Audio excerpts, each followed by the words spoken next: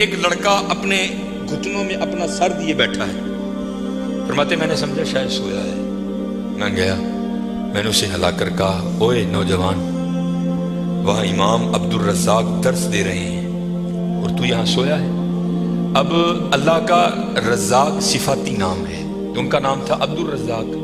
تو آپ فرماتے ہیں اس نے سر تو نہیں اٹھایا، لیکن مجھے جواباً کہتا ہے وہاں وہ بیٹھے ہیں جو رزاق کے ابد سے سن رہے ہیں، جو درس دے رہے تھے ان کا نام تھا عبد الرزاق، اور کہتے ہیں یہاں وہ بیٹھا ہے جو ڈائریکٹ رزاق سے سنتا ہے۔ فرماتے میں نے کہا عمر تھوڑی یہ دعویٰ بہت بڑا کیتا، تو کہتے میں نے اسے مخاطب کر کے کہا اگر تو اپنے دعوے میں سچا ہے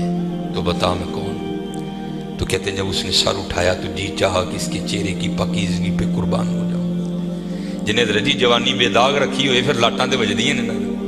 پھر چہرے پر عجیب ہی پاکیزگی کا، جنہوں ہی سادہ زبان کہنے ہیں جتی ستی حضرت جی، پھر چہرہ تو چمکتا ہے نا، اندر دا نور چہرے تے آندا ہے حضرت سے۔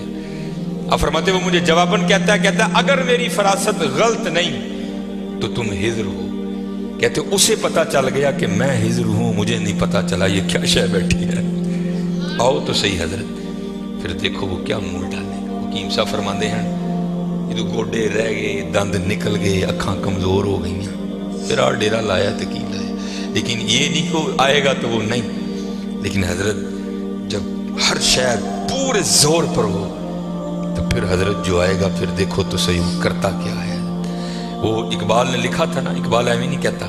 اقبال کہتا ہے عالم ہے فقط مومن جاں باز کی میراث، مومن نہیں ہے جو صاحب لولاک نہیں ہے۔ ہاں بڑے جوان بچے بیٹھے ہو، اپنی جوانیوں کو ضائع نہ کرو۔ اور دوسری بات یاد رکھنا حضرت، یہ بات میری آج پلے باندھ لینا، اگر آج ہم برائی سے باز نہیں آئیں گے تو پھر یہ برائی کل ضرور ہمارے آگے آئے گی۔ حضرت بھی بیٹھے ہیں، علامہ صاحب بھی بیٹھے ہیں، یہ حدیث پاک کا مفہوم ہے کہ زنا دین ہے، یاد رکھنا پتر، زنا دین ہے، واپس آئے گا ضرور، اس کی بیٹی کے ساتھ، اس کی بیوی کے ساتھ، اس کی بہن کے، یہاں تک لکھا ہے کہ اس کی دیوار کے ساتھ زنا کیا جائے گا، زنا واپس آئے گا۔ دھیان رکھیو پتر، اے او ٹویا جی کڈو گے تو کل کسی نہ کسی ساڈے نے بھی ضرور ڈگنا، دھیان کر لیں۔ اور مجھے میرے سیدی نے، کیونکہ میں ڈاکٹر بھی ہوں، حکیم بھی ہوں، لیکن میں پریکٹس نہیں کرتا، ایک دو سلسلے ہیں اللہ میرے اندر سے وہ نکال دے، اس دن اسی بھی حضرت بہ جاؤں گی۔ پھر جب میں نے یہ دونوں کورس کر لیے تب مجھے سیدی نے بات سنائی، آپ فرمانے لگے کو بزرگ تھے ساتھ حکمت بھی کرتے تھے، مریض آتے تھے ان کے پاس، وہ کو مریض آئی نوجوان لڑکی تھی، جب انہوں نے نبض پکڑی نا تو شیطان تھوڑا سا غلبہ کر گیا، اور نبض پکڑتے ہوئے اندر تھوڑا سا غلط خیال آیا، لیکن ساتھ ہی رحمت ہو گئی، وہ دھیان کرو اللہ ویکھدا بھی، نبض چھوڑ دی، نبض چھوڑ دی، بس خیال ہی گزرا، پہلا شیطان کی طرف سے آیا، دوسری اوپر سے مہربانی ہو دھیان کر، علم یا علم بھی ان اللہ یرا، کہ تو نے نہ جانا کہ خدا دیکھ رہا ہے، پھر کی کر دے ہو، ماں باپ آتے ہیں تو چینل بدل دیتے ہو، اور ایک دفعہ کہتے ہو حضور حاضر و ناظر ہیں، وہ خیال نہیں آتا کہ حضور بیٹھے بھی دیکھ رہے ہیں کہ میں نیٹ پہ کیا دیکھ رہا ہوں، کیوں بھول جاتے ہو ہمارا اللہ بھی دیکھ رہا ہے کہ میں نیٹ پہ کیا دیکھ رہا ہوں، خیال گزرا، ساتھ ہی خیال علم یا علم بھی ان اللہ یرا، ربنا انک تعلم ما نخفی وما نعلن وما یخفی علی اللہ من شیء فی الارض ولا فی السماء، کوئی چیز ہاں زمین کے اوپر ہے ہاں نیچے ہے، کوئی چیز بھی اللہ سے نہیں چھپی، خیال آیا چھوڑ دی۔ لیکن جیسے میں نے کہا نا حضرت دین ہے، ضرور گھوم کر آئے گا۔ تب گھروں میں ٹینکیاں شینکیاں نہیں ہوتی، تب جس ماشکی جس کو ہم ذاتی زبان میں کہتے ہیں وہی گھروں میں پانی دینے آتے تھے، گھر ان کی بیوی تھی، وہ پانی دینے کے لیے آیا، ماشکی پانی بھر کے نا جب وہ جانے لگا نا تو اس نے ہاتھ پکڑ دیا ان کی بیوی کا، انہوں نے اتنے پھڑیا، ادھر ماشکی نے کار پھڑ لیا، وہ بیوی آگے سے ہاتھ چھڑا کر کہتی ہے وہ پتر کی ہو گئی، اس کو بھی خیال آیا اور روتا ہوا بھاگ گیا، اتنے وہ بھی بہ کے چنگا روئے دے، اکھاں لال کیتیاں، گھر مائی بھی بڑا روئی، ساری زندگی لنگ گئی ہے، بڈھے ویلے کی ہویا انہیں کی ہاتھ پھڑ لیا، وہ بھی بڑا روئی ہے۔ حکیم ہوری گھر آئے تے حکیم صاحب دی اکھاں سجی دی، ویکھیا تے گھر والی دی اکھاں سجی دی، انہیں پوچھا بھلی لوکے کی ہویا کیوں روئی، میں کہا پہلے تسی دسو تسی کیوں روئے، انہیں کہ بس ایک دھی آئی سی انہوں دکھان نہیں، دی نبض پھڑی، شیطان نے اندر گندگی پائی، لیکن نال ہی یاد آیا اللہ ویکھدا پیا میں چھڑ چھڑے کہہ لگے بس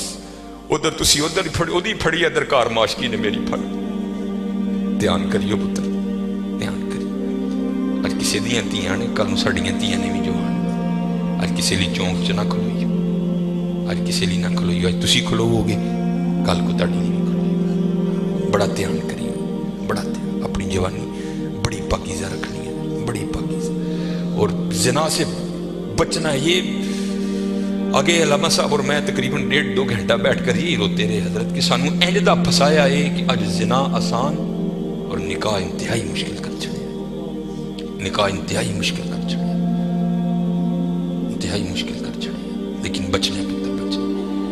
زنا ایک ایسا گندا گناہ ہے، میں نے حدیث مبارکہ پڑھی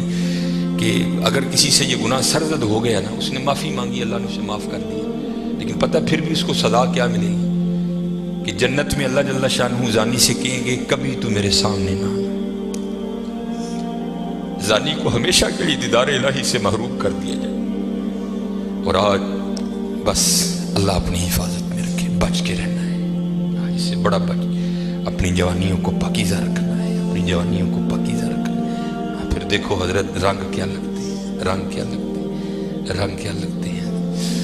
یہ سکندر 21 سال کی عمر اور 5 براعظم فاتح، زندگی نے ساتھ نہیں دیا، سانپ نے اس کو ڈس لیا تھا، اور ارسطو نے سکندر کا ٹریٹمنٹ کیا۔ جب ارسطو نے دیکھا نا کہ سکندر کا وجود اب نیلا پڑ رہا ہے، تو وہ سمجھ گیا کہ زہر اب پورے وجود میں سرایت کر چکا ہے، تو اس نے وہاں سکندر کو کہا سکندر تو بچے گا نہیں، صرف چند گھڑیوں کا تو مہمان۔ تو وہاں تاریخ لکھتی ہے کہ سکندر نے اپنے وزیر کو بلایا اور بلا کر کے، کہ عیسائی مذہب تھا سکندر کا، وہ کہنے لگا کہ جب مجھے کفن دو گے نا تو ڈائریکٹ مجھے دفنانے کی نہ لے کر جانا، بلکہ اس طرح کرنا کہ دائیں بائیں سے میرا کفن پھاڑ کے نا میرے ہاتھ کفن سے باہر رکھنا، اور کرنا کیا، مجھے پورے شہر یونان کے چکر لگوانا۔ تو وزیر پوچھتا ہے سکندر وہ کیا، اس میں کیا راز ہے؟ تو کہتا ہے میں جاتے ہوئے ان لوگوں کو سبق دینا چاہتا ہوں، وہ اس دنیا سے جی نہ لگانا۔ دیکھو آج 15 لاکھ مربع میل فتح کرنے والا سکندر اس دنیا سے خالی جا رہا ہے۔